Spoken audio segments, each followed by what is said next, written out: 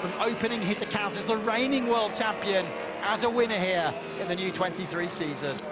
Yeah, it's a disaster beyond our imagination, isn't it? In the UK, fortunately, we don't suffer from these things, and the devastation is incredible. And Toprak Razgatlıoğlu, obviously a Turkish rider, doing everything he can here to fly the flag high as he starts. Now the Chip season is go in Australia. Gardner, excellent start. Locatelli, an even better start. And Bautista, with that Ducati power, is leading into turn one. Toprak is second. Jonathan Rea up to third ahead of Andrea Locatelli. Yamaha's all over the place, with Agata making an excellent start as well, and just dropping behind Alex Lowe's now. Down into fifth position goes Domi Agata. Bautista is leading, Rea is second, and then it's the leading Yamaha in third place. Alex Lowe's attacks Toprak. Look at the spray. You really do have an advantage to be the leader in these circumstances. Yeah, the experience has just come to the front of this World Superbike race already as they go into Miller's. Agata losing a couple of positions, but that's understandable. I don't think he would have ever ridden. No, as Alex just gets contact there with Toprak Razgatlıoğlu around Miller's corner. They both get away with it, but I was just saying, I don't think Agata would have raced here on a Superbike on Pirelli wet tyres, so he'll be learning so much on this opening lap. Yeah, Jonathan Rea had a big moment coming out of the hairpin as well, and nearly ran straight into the back of Alvaro Bautista. It's those three at the front again then, the so-called Titanic trio. Bautista leads, Rea second. Can he go around the outside? He's trying to, and Lowe's is doing to Toprak what he did to Bautista last year. Lowe's goes round, and the big moment, and Jonathan's attacking Bautista down into MG. Rea on the left, Bautista on the right. Jonathan Rea leads in Australia. Brilliant move there from the six-time world champion, and also his teammate moves into a podium position. The Kawasaki's looked like they were struggling ever so much in the dry conditions, but in the wet conditions, it looks like they're getting a lot of feel as they come around the last corner. The rear just starting to slide underneath Alex Lowe's Kawasaki, but didn't seem to hinder his corner speed as they go down the start and finish for the first time at full speed, and Jonathan Rea still in the lead. 4 times a podium finisher here, Alex Lowe's. He's always brilliant in Australia. He won on his first Kawasaki weekend here 3 years ago, and he left Australia as the World Championship leader. Look at that river, once again, running across the track there between turns 1 and 2. Agata now under attack from his GRT teammate, Remy Gardner, both of them in their first World Superbike race. Redding's up there on the BMW as he attacks now as well, trying to make the most of these wet conditions, but we know BMW, like Honda, are really struggling at the moment over full race distance. There's Locatelli, he's had a really good, strong pre-season. We know how good the BMW is in the rain as well. Let's not forget the Portimao result for Van der Mark. What a result that was, and also the Donington Park wet weather races as well for Tom Sykes, wasn't it, a couple of years ago? So the BMW in rain conditions is a bit of a weapon as he comes out of Siberia now. It looks like the Australian Remy Gardner is just holding. Oh, Bassani out of the seat as Van der Mark goes underneath at the hay shed. Yeah, great move from Van der Mark. There and down goes Van der Mark on the BMW. A wonderful move. It was too wonderful. Michael Van der Mark is the first retirement this year. That is fast. The hay shed, it's a fast, and that bike will not be able to continue.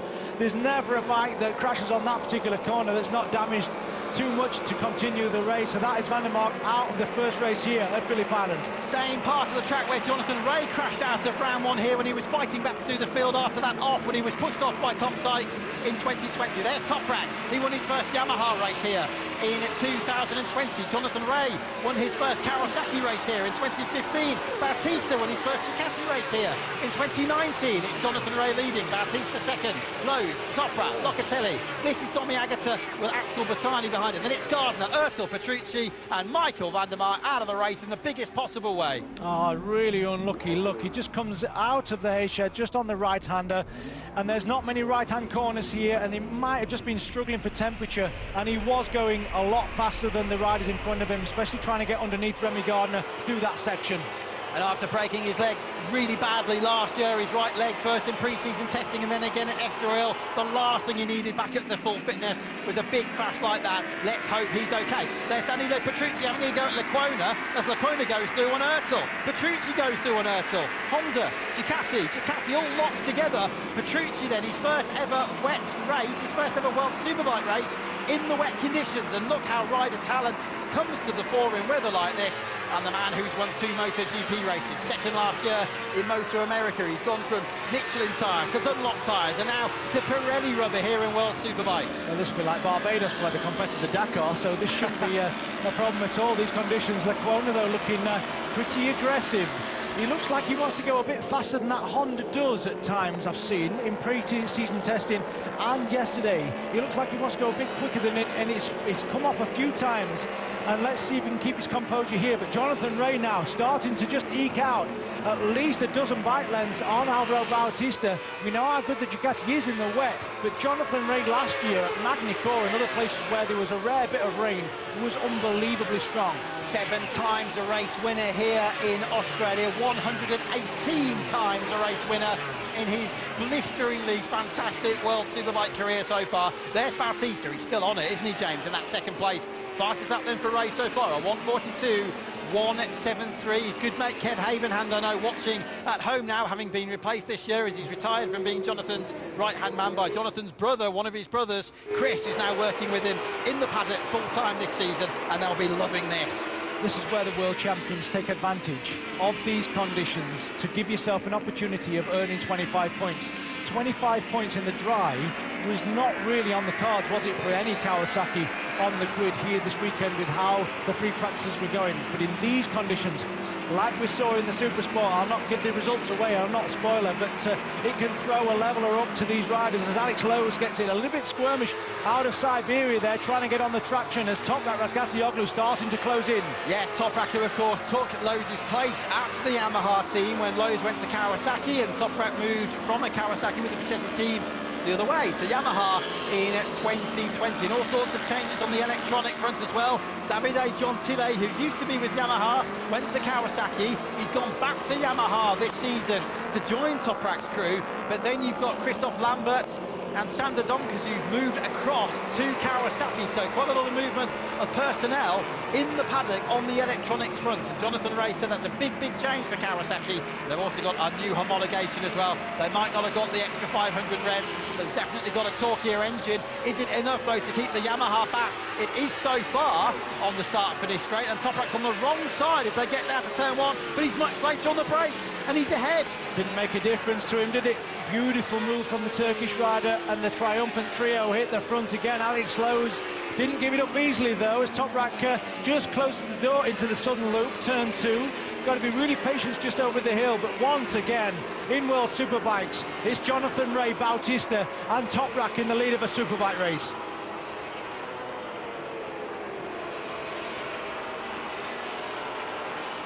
Tom Sykes in his 350th World Superbike race, and his return to the series after a year in BSB is pitting, and there's a problem there on the Pacetti Kawasaki. Michael van der Mark's BMW is out. Tom Sykes' Pacetti Kawasaki out of the race. Side by side there in the background, that was Iker Lecuona and Danilo Petrucci. And no, it was Lecuona and Agata. Lecuona's gone ahead of Domi Agata, and he's up into 7th. Yeah, good. The Honda rider has been unbelievably quick at times. He was quickest in one of the pre-practice sessions. I remember, I think it was FP1. He was the quickest rider. Bassani just starting to go exceeding track limits there, nearly onto the curbs. You don't want to be touching the white lines through the hay shed. It's really fast through there. We saw what happened to Van der Mark as he comes down. MG, it's been a tough winter for the young Italian. He's not really gone his way. He's not got used to the 2023 Ducati. It's got the old exhaust system on. As you can see, it's very different to the two factory boys with the 2 single exhaust systems coming out the back. He's got a different exhaust system on that. But yeah, he's not found this form, but he's riding really well in these really dodgy conditions. Yeah, you're talking about exceeding track limits, and the official bulletin that went out here early in the week saying there's only 2 places you can actually gain an advantage by doing that here, and it's the exit of the last corner at the top of the screen, and the exit at the hairpin at turn 4, and the amount of standing water is getting worse there, as you saw for Lecuona running over the top of it.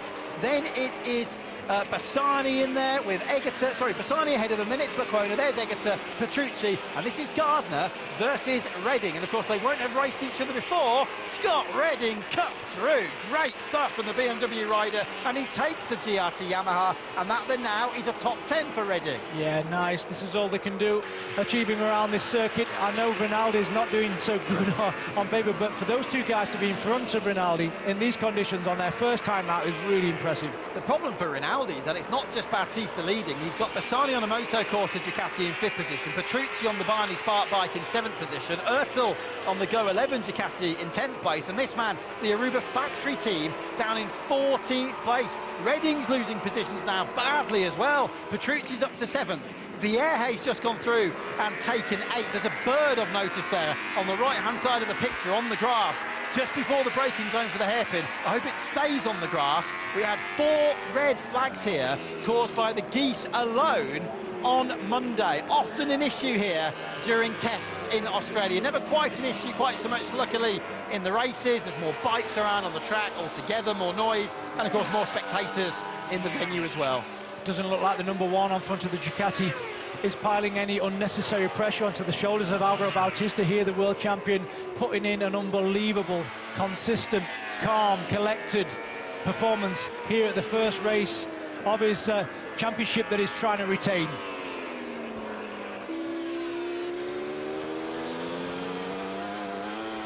Lap 20 of 22 here in Australia, and this is race winning and potentially championship winning race pace for number 19, turned number 1 this year, Alvaro Bautista on the Aruba Ducati, on his merry way to what would be the first victory of the season, to lead the World Championship in his title defence. Is he going to do the honours here in Australia? It would be his 33rd career win if he can. Yeah, Toprak was a couple of tenths quicker than Jonathan on that last lap, but I think with only 2.5 laps to go, I think Jonathan is going to be safe unless he makes any mistakes from here. And making mistakes when you haven't got possibly traction control and a quick shift is not difficult to do. So fingers crossed he'll keep his composure and his concentration, because this will be one of the hardest earned 20 points that Jonathan Ray's career will have ever had to put a shift in for. It's unbelievable, this round. I suppose as well you have to quickly overcome the annoyance and the pure frustration of the fact that you've lost the race because of that, and then just get your head down. I can't imagine how difficult that must be. But he will be actually appreciative of the 20 points, because I think in the dry conditions he would have struggled to get 20 ahead of this man, Toprak Razgatlıoğlu and Bautista. And, you know, there was a lot of other people knocking on the door at the race pace that the Kawasaki had over the weekend, including Agata, and who else was it, with Locatelli as well. Rinaldi in the dry was very, very fast as well, so, and also Alex Lowe. So I'm sure even with the frustration that Jonathan's feeling, he will be quite relieved if he does pick up the 20 points. Yes, it was quite funny here on Friday. Quite a lot of people who probably should know better, it's easy for me to say, were saying, what's going on with Ray, what's going on with Toprak? They're so far outside the top 10, but obviously they managed to get some good race simulations in the test on Monday and Tuesday. Very unusual set of circumstances here in Australia to have a test like that on the same circuit you're about to race on. So they used all of Friday to focus on race simulations as opposed to one-lap pace. You can see the Turkish flag there on the white part of the fairing just to the left as you look at it, of Toprak's number 54, of course, very much mindful of the devastating events of all of those earthquakes in Turkey and indeed Syria over the last few days. And Toprak's had a really emotional roller coaster of events. He's been helping pull people out of the wreckage of fallen buildings. He's even been sleeping in a car, as many people have, because they're too afraid to sleep in the buildings. And James, to have put that to one side, to come here to Australia, to have taken pole and now potentially a podium, a really impressive performance from Toprak, but an even more impressive performance by Bautista here. He's now just 1 lap and 1 corner away from opening his account as the reigning world champion, as a winner here in the new 23 season. Yeah, it's a disaster beyond our imagination, isn't it, in the UK. Fortunately, we don't suffer from these things, and the devastation is incredible. And Toprak Razgatlıoğlu, obviously a Turkish rider, doing everything he can here to fly the flag high as he starts now the last lap of the first race here in World Superbikes here at Phillip Island, and the world champion is putting a world champion's performance in. Well, it was 1,463 days ago when he came here to Australia, his first outing in World Superbikes, and he did the treble, and it's looking jolly good for another treble, isn't it, this weekend? What about this, though? It's the fight for 7th and 8th places. Danilo Petrucci, he'll be really pleased with this. Self-confessed OCD maniac. I like that. He says he doesn't like leaving home until the TV remote control is at a right angle with the corner of the coffee table. I love that sort of organisation, and he'll be loving his 7th place, but he's got to keep Vierge behind him. Why are you laughing? I hope no one buys him a round coffee table. I don't know where to go with that one. Bautista through the hayshed for the final time. Barring no mistakes, he will be victorious here in the first race at Phillip Island, and it will be the first victory of a #1 plate on a Ducati since I was running around all those years ago in 2005. Wow. It's been a long time since a #1 on a Ducati has won a race, and he has been brilliant. Bautista was amazing last year, and as I say, the winter has been unbelievable. The changes that Ducati have made to the Ducati have got better and better. He's going to move ahead of Chaz Davis. He's going to move ahead of Toprak Razgatlıoğlu. He's going to equal Australia's very own Troy Corser to move into the top 6 with his 30